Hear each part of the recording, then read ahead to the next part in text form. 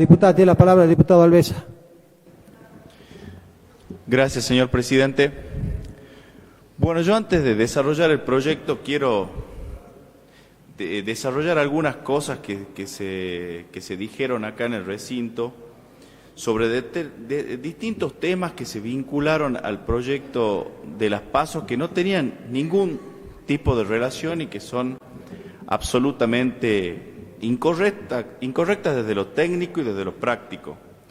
Primero se dejó o se vinculó el tema hasta del riesgo país con el tema de la suspensión de las PASO, que no tienen absolutamente nada que ver. Digamos, el riesgo país compara los rendimientos de los títulos nacionales a un determinado plazo, 10, 20 años, con lo que rinden los bonos del Tesoro de Estados Unidos, y eso lo estamos llegando a vincular hoy con el tema de la suspensión de las PASO.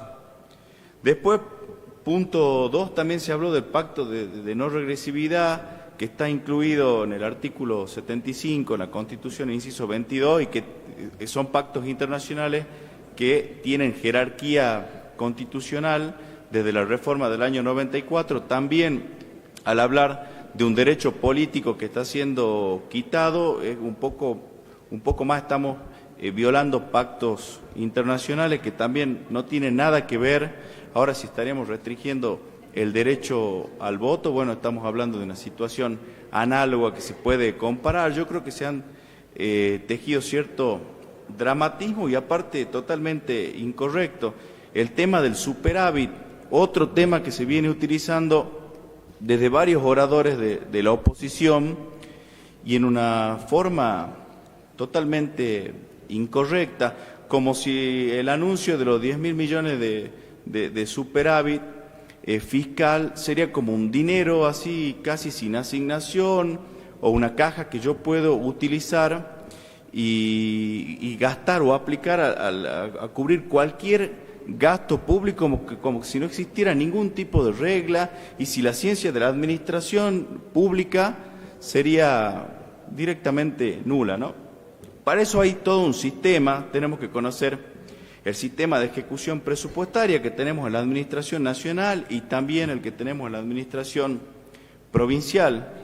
Tenemos un esquema de cuenta que utilizamos, cuenta ahorro-inversión, que vincula la clasificación de los recursos, que es lo que votamos todos los años cuando viene el presupuesto acá.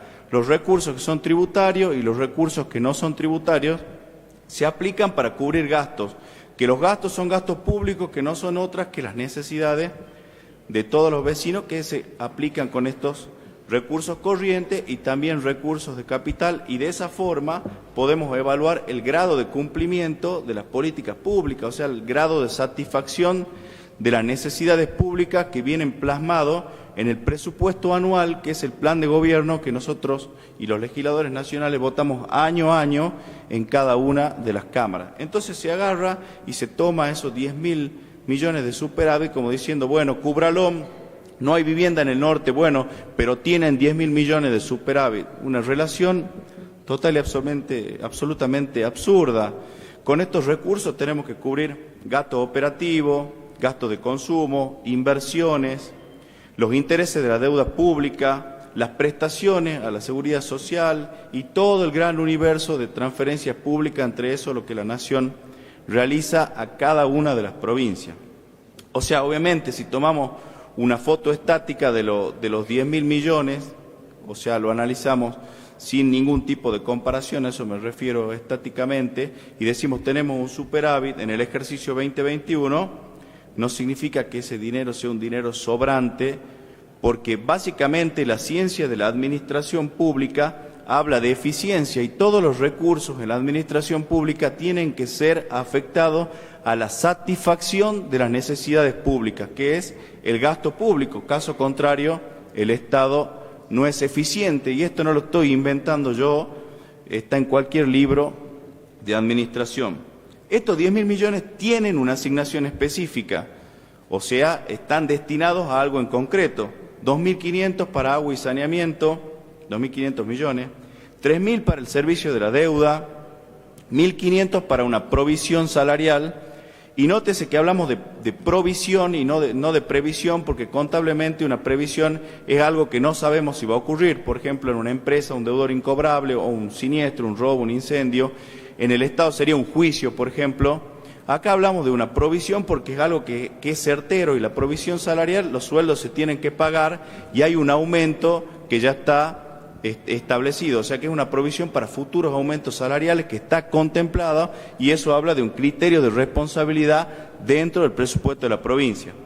Después tenemos por último los 3.000 millones para los anticipos de las obras públicas, que eso tiene que ver con la dinámica del Estado. Se cierra el ejercicio y las obras no se cierran junto con el ejercicio contable, continúan y al inicio del año se van planteando, y esas obras tienen que tener el respaldo financiero necesario para poderse ejecutar. Ahora creo que si vamos a hablar en esta Cámara de superávit y de un presupuesto responsable y de una política fiscal responsable, tenemos que ver a la nación.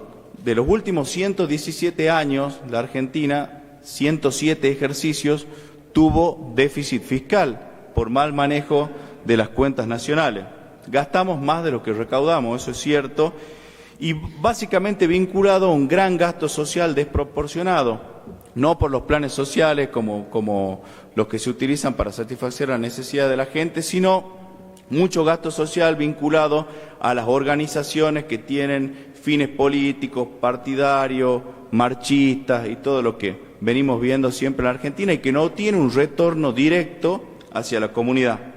O sea que creo que si hacemos un análisis del ejercicio fiscal de la provincia de Salta, legisladores que tienen por ahí vinculación con el gobierno nacional, deberían hablar que en el primer semestre de este año, del 2022, tenemos déficit fiscal. Estamos hablando de un déficit, hablo del déficit financiero, no primario, 1.245.000 de déficit fiscal. Hablamos de millones de pesos, ¿no? Si lo comparamos interanualmente, o sea, con el ejercicio anterior, el primer semestre de ese mismo ejercicio, tenemos un 58% más de déficit, o sea que no venimos corrigiendo en política fiscal nada. Si bien estamos cumpliendo con lo que nos comprometimos con el Fondo Monetario, que sea menor a 2,5 del PBI, seguimos con un enorme y gran déficit fiscal en la Argentina. Si vemos el primario, tenemos 800.000 millones de pesos, o sea, más de un punto del PBI de toda la Argentina. ¿Qué es el PBI? Todo lo que produce la Argentina, bueno, un 1% de eso es el déficit que tiene la Argentina. Sin embargo, tomamos el ejercicio de Salta y decimos, hay 10.000 millones de pesos en superávit, y criticamos eso y no decimos nada del déficit nacional que viene castigando la política macroeconómica de la Argentina desde hace 117 años y que el gobierno se comprometió a combatir, y que hoy seguimos en la misma situación, pero no digo comparado hace 100 años, comparado al año pasado, ¿no? O sea, dicho esto, creo que puedo empezar a desarrollar el proyecto de las PASO. Creo que es imprescindible darle señales a la comunidad, a los ciudadanos, señales que les simplifiquen la vida cotidiana, reducir el tiempo de las elecciones y profundizar la gestión institucional.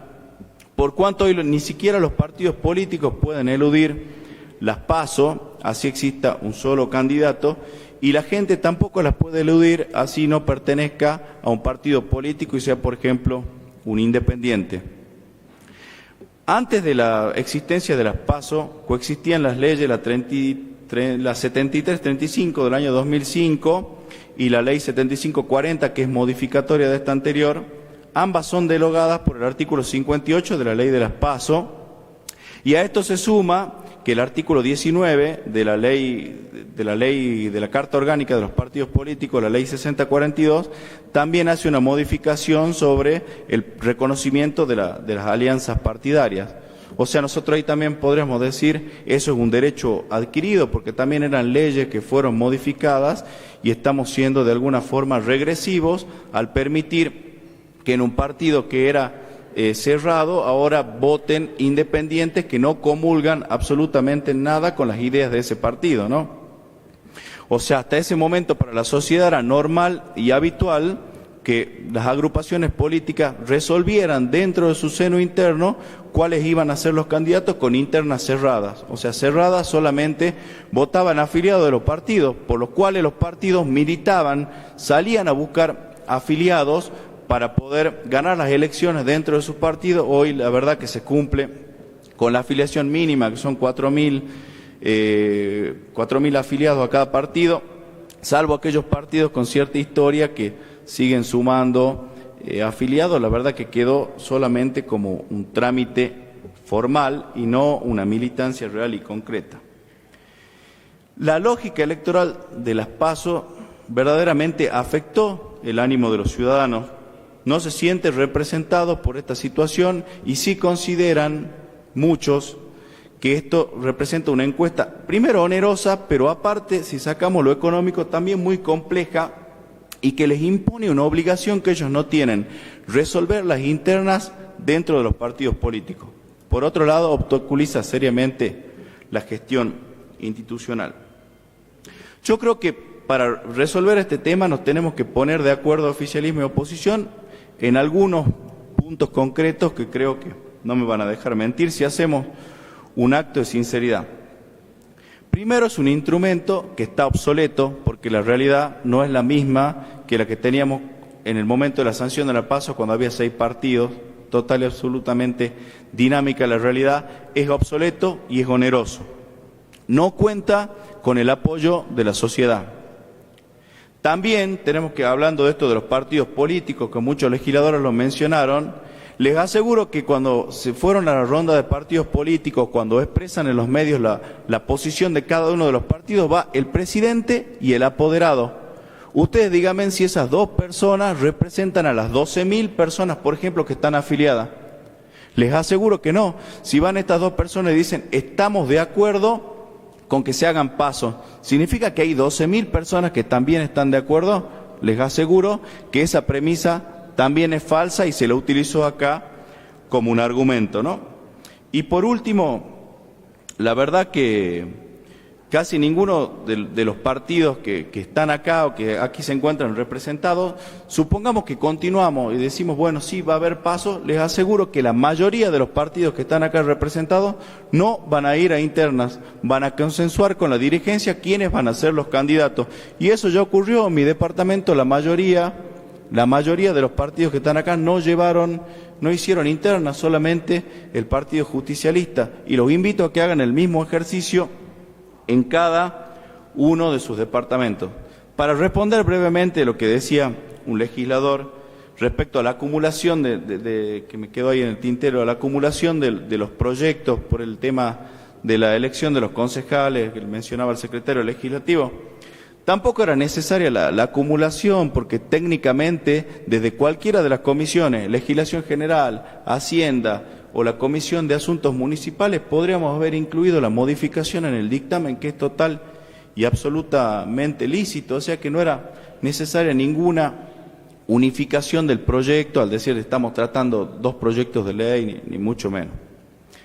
Ahora, yo creo que es claro que la sociedad salteña se manifiesta en contra de la realización de las PASO, básicamente porque no tienen ningún sustento intelectual y el momento en el cual fueron diseñadas hoy es total y absolutamente distinto y se ha convertido, como decían otros legisladores, en una herramienta de especulación política de candidatos, de frentes, también de partidos, y que se termina utilizando muchas veces, sobre todo en el interior, y pasó acá en Capital también, que los partidos que pierden no terminan acompañando y arman una gran coalición, no en pro de ganar algo, sino en contra de que tal o cual candidato no llegue a ese cargo, algo bastante poco democrático, ¿no?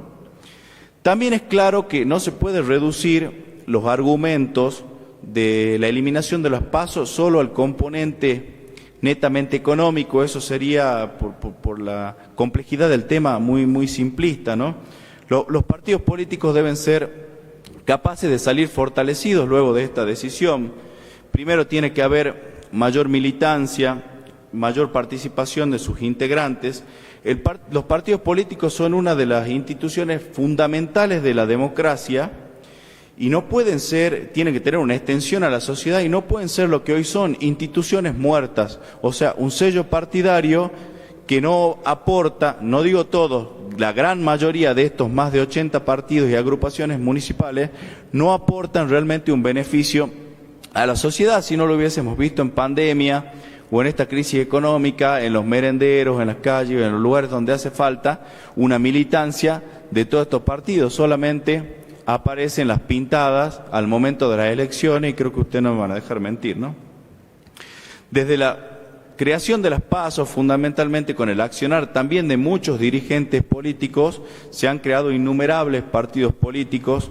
Hemos llegado a la situación de 3.000 candidatos, por acá lo tenía anotado, para 290 cargos en la provincia, ¿no? Distribuidos en estos cerca de 80 partidos. Y no vemos 3.000 dirigentes en las calles hoy en día trabajando por cada uno de los salteños, ¿no? Ni tampoco lo vimos en la pandemia, ni nos vemos ahora en esta crisis económica. Yo sí quiero responderle a un diputado que manifestó que no se trató el proyecto de la boleta única papel sin expresar ningún tipo de argumento. Nosotros tenemos comisiones y ese proyecto pasó por la Comisión de Hacienda, donde yo formo parte. Yo sí expresé mis argumentos y voy a hacer uso de argumentos que se presentaron en la Comisión de Legislación General de la Cámara de Diputados de la Nación por un jurista y abogado del mismo partido que él representa en contra de la boleta única papel. Una de las desventajas que se presentan, primero la dimensión, yo diciendo que sí tenemos argumento, ¿no? La dimensión de la boleta, incluir en una papeleta la cantidad de candidatos conlleva un tamaño de papeleta del tamaño de un afiche, sobre todo realizando las PASO y con la cantidad de partidos que tenemos acá en Salta, ¿no? Salta, digo Capital, Orán, Tartagal, todos los departamentos del sur, Valle, Lerma. La fragmentación electoral, el incentivo a votar en cada categoría un candidato de diferente partido, genera como consecuencia la fragmentación del sistema político.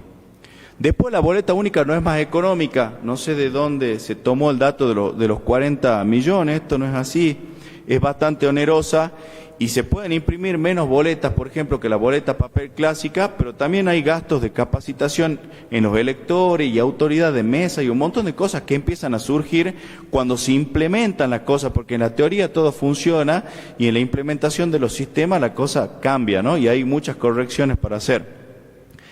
Después la reforma es innecesaria. En Argentina y en Salta no acudimos a un fraude electoral sistémico, ni tampoco esto ha sido probado en la justicia.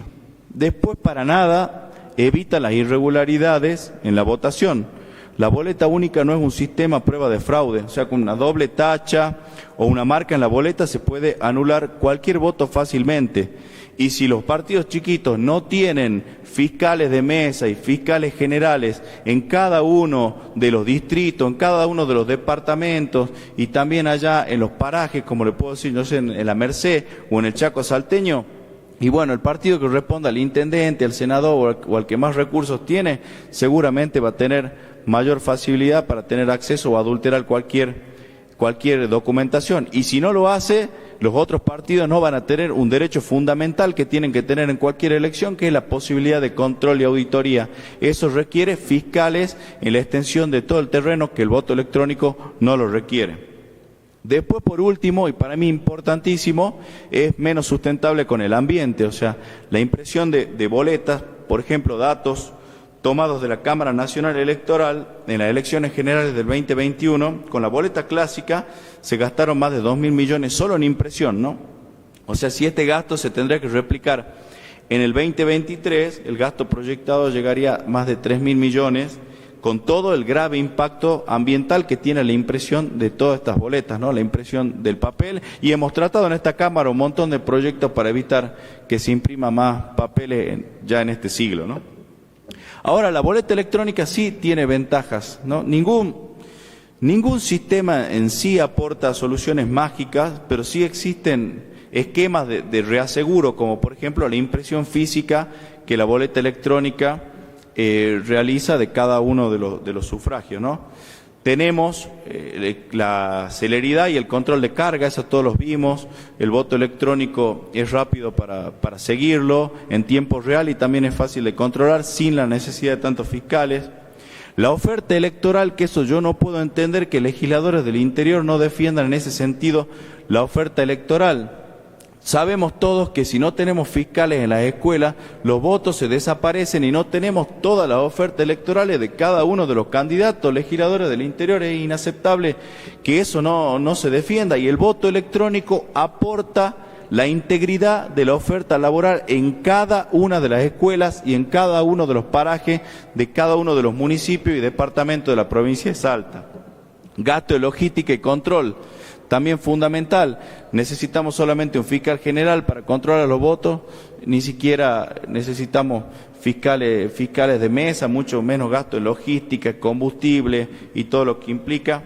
Y bueno, sí, obviamente, por último y también no menos importante, todo el impacto ambiental que nos ahorramos al no imprimir todas esas boletas. El costo, se quiere la desventaja, que son estos que tanto se enunciaron, 500 millones en la elección del 2021.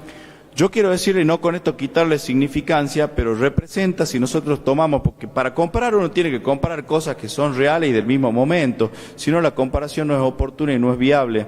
Si comparamos con los recursos tributarios, estos 500 millones del ejercicio 2021, hablamos que son recursos tributarios por 248.000 millones, o sea, el costo electrónico, el voto electrónico representó, digamos, de ese total un 0,18% de los recursos tributarios, y les aseguro que ese gasto, si no se utiliza en el voto electrónico, se gasta en fiscales, se gasta en capacitación y se gasta en impresión, ¿no?